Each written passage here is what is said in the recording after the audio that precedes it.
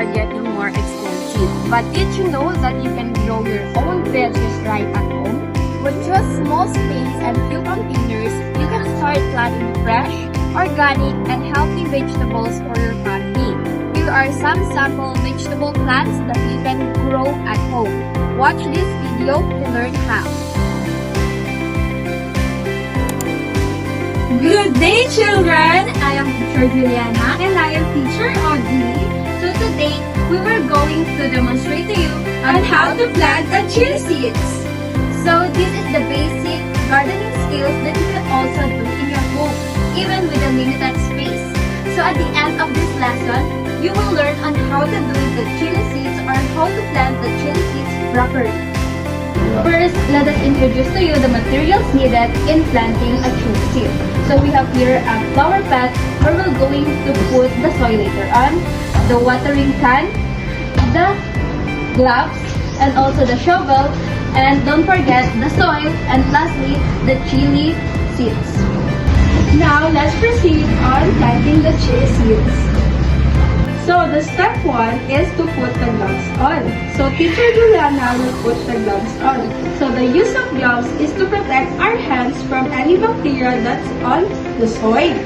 So, after Teacher Juliana put the gloves on, let's proceed to step 2.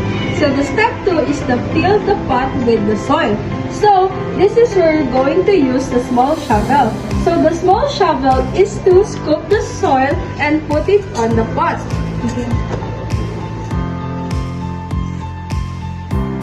So make sure that your soil that you're going to put in the pot is not loose. It's loose and it's not compacted.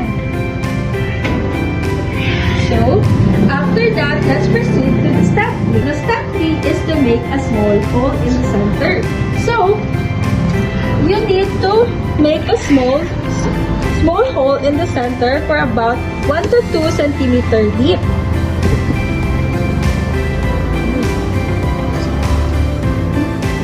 So, after you make a small hole in the center, the fourth step is to place the seed. This is where we're going to place the seeds. So, you need two or one seeds to put in the center.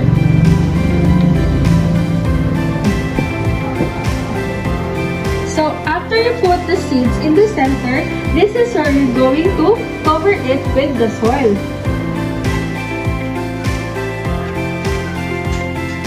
And after you cover it with the soil, don't forget to water it.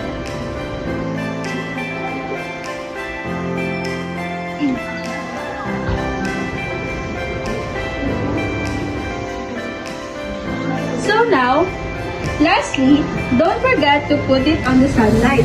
And remember to check it every day. That's all, children! Good day, students! I'm Teacher Pearl Alexa de la Cruz. I'm Saluti Xiaoma.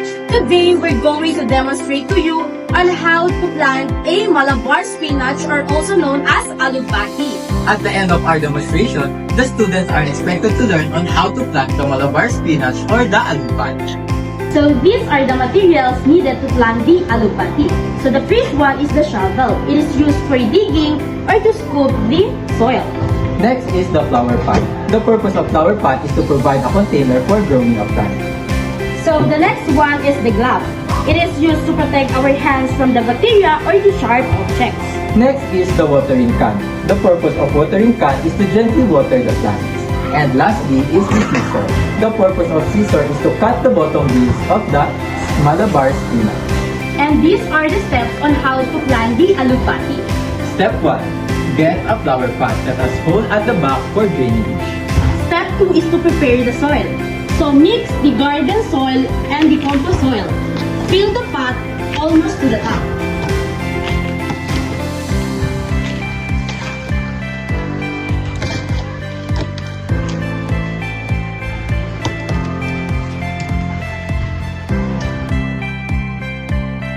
Step 3. Prepare the alubati stem. The ideal length of the alubati stem is 6 inches. And make sure to cut the bottom leaves of the alubati.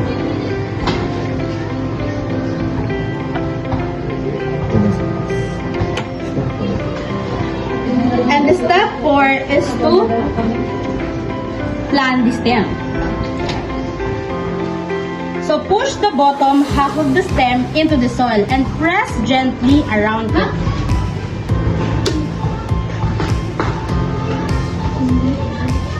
Step 5. Since the Malabar spinach is a vine, place a long stick on the path to support the growth of the plant. So the step 6 is to place the plant direct with sunlight and water it every day.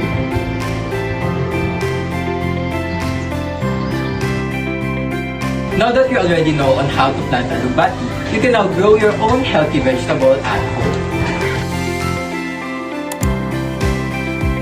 Good day, students! I am teacher Angeli. And I am teacher Kiram. And Today, we're going to show you on how to plant a bell pepper seed. So planting is a fun and easy way for growing your food at home. Bell pepper is a healthy vegetable. It is rich in vitamins and it tastes sweet.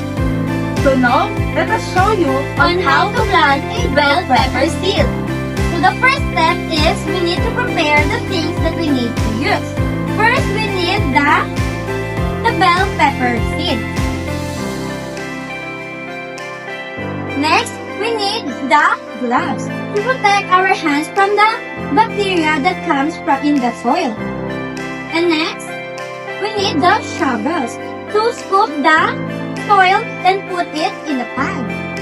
Next, we need the watering can. And the last one, of course, we need the flowering pot or any container with holes. Alright, so next, get your pot and fill it with soil. Make sure the soil is not too hard. Then, press it gently, but not too tight. Next, use your finger to make a hole in the soil. The hole should be 1 inch deep. So now, take one bell pepper seed and place it inside the hole. Next, after placing the seeds, we need to cover it gently with soil.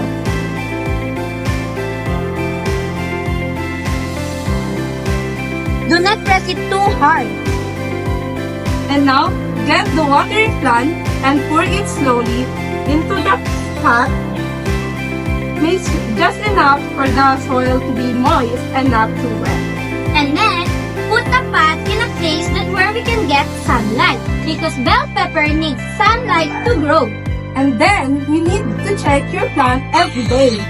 Then you will watering it when the soil feels dry. So after 7 to 14 days, you will see a plant growing up. Then it means your bell pepper is growing. That's it. So that is how we plant a bell pepper seed. It is fun and easy. You just need patience and take care of the plants every day and soon you will get your own bell pepper to eat and enjoy. Hello, children! I am your teacher, Nohelin Jafar, and I am your teacher, Siti Mardawati. Today, we have an exciting topic for you.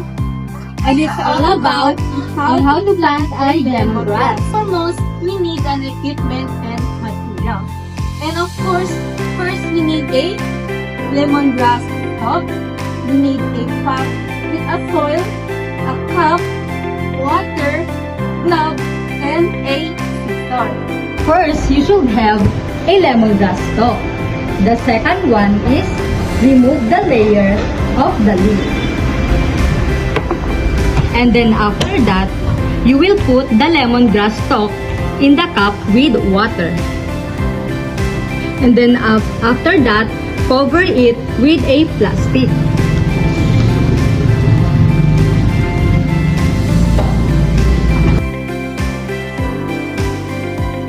3 weeks later, you can see the lemongrass fruit grow out. And the fourth step, you need to put the lemongrass in the soil.